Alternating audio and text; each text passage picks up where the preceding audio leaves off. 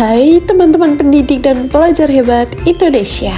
Selamat datang di video kita kali ini, di mana kita akan membahas sesuatu yang fresh, seru, dan pastinya penting banget untuk dunia pendidikan kita, yaitu kurikulum merdeka.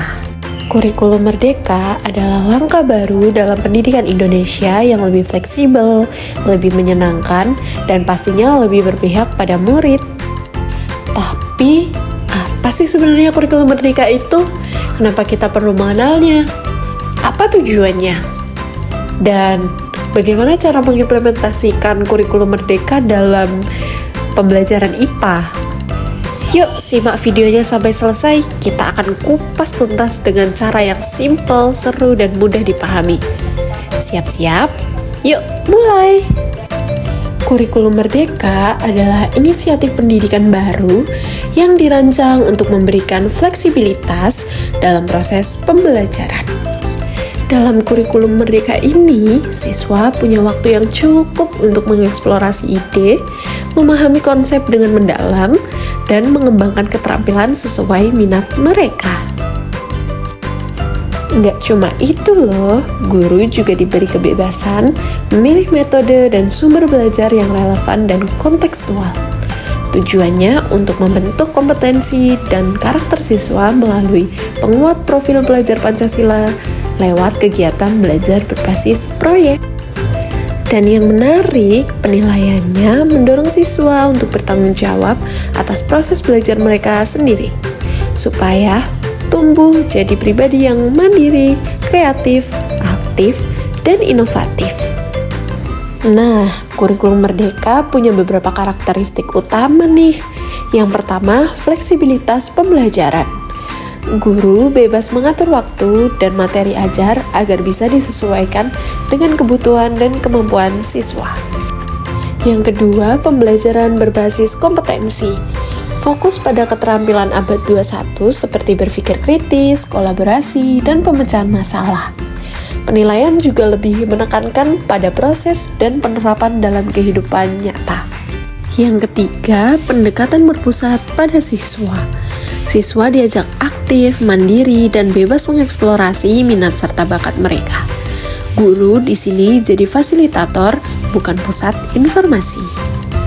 Yang keempat, pembelajaran kontekstual dan bermakna. Materi dikaitkan dengan kehidupan sehari-hari, bahkan diterapkan dalam bentuk proyek, lebih seru, lebih dekat, dan lebih mudah dipahami. Yang kelima, penguat karakter dan profil pelajar Pancasila.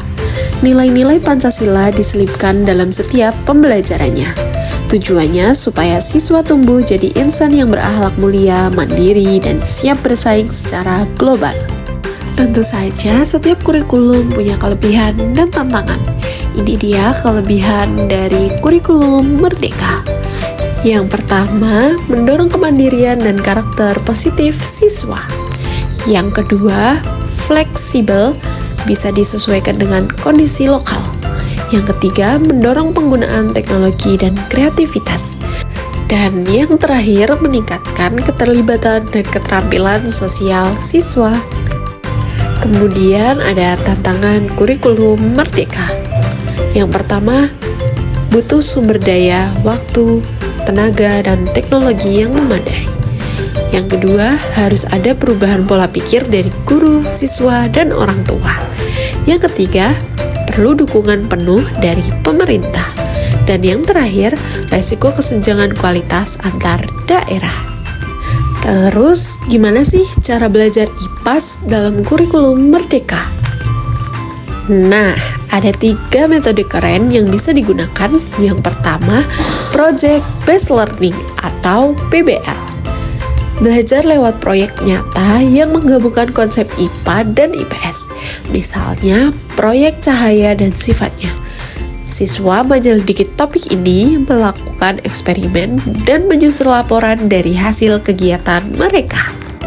Yang kedua, Inquiry Based Learning atau IBL. Siswa aktif bertanya, menyelidiki, dan menganalisis setiap konsep IPAS. Contohnya, siswa diajak menyelidiki materi lewat eksperimen kecil dan diskusi terbuka. Dan yang terakhir ada Contextual Teaching and Learning atau CTL. Materi dikaitkan langsung dengan kehidupan nyata, misalnya pembelajaran tentang lingkungan sekitar. Siswa jadi lebih paham dan kritis dalam menghadapi masalah global dan alam sekitarnya. Wah, ternyata kurikulum Merdeka seru banget ya. Belajar jadi lebih fleksibel, bermakna, dan pastinya menyenangkan. Yuk terus semangat jadi pelajar yang mandiri, kreatif, dan berkarakter. Sampai jumpa di video selanjutnya. Bye-bye.